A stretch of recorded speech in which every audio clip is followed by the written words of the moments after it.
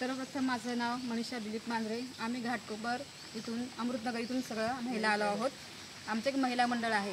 त्यातनं आम्ही दीर्घायुष्य या फार्म हाऊसला म्हणजे राहण्यासाठी म्हणजे एन्जॉय करण्यासाठी झालं होतं. पण इथे आल्यानंतरनं आम्हाला खूप सारी आल्याला पहिला वेलकम ड्रिंक म्हणजे आल्याला खूप ॲक्च्युली त्यांचं आमचं एवढं नव्हतं की आमच्यासाठी ते येऊन बाहेर उभे राहतील म्हणून की त्यांनी आमच्यासाठी बाहेर येऊन गेटवरती वेलकम केलं खूप छान पद्धतीने. ते एक आवडलं. आल्याला लगेच आम्हाला ड्रिंक दिलं, सॉफ्ट ड्रिंक पण छान दिलं. त्यानंतर लगेच चहाची व्यवस्था केली गेली. त्यानंतर रात्री आम्ही एन्जॉय करण्यासाठी त्यांनी आमची प्रत्येक जो आम्ही सांगितलं त्याने त्याची व्यवस्था आमची करून दिली की असं नाही की आम्ही करत नाही काय नाही.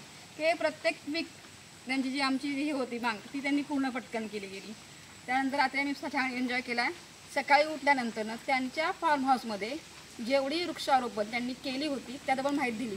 पण अतिशय सुंदर असं वाटलं मला की तिथे त्यांनी फक्त वृक्षारोपण न करता तिथे उपयोगी अशी वृक्षारोपण केलेली आहे की त्यातनं आपण नैसर्गिक काहीतरी घेऊ शकतो.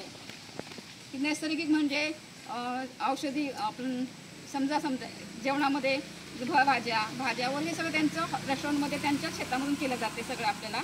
तसं बाहेरचं विकत काही आणत नाही.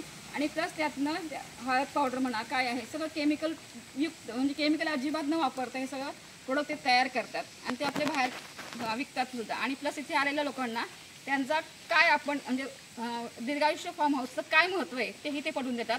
आणि त्याच्यामध्ये रहिवाशांना म्हणजे ते राहिल्यानंतर तुम्हाला काय वाटेल पण त्यांच्याकडनं आम्हाला बोलत होते. पण आम्हाला खूप सुंदर वाटलं.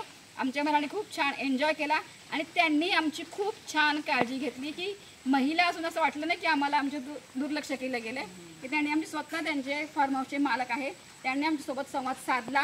ते स्वतः आम्हाला घेऊन गेलं. हे मला खूप आवडलं की हे खूप छान झालं.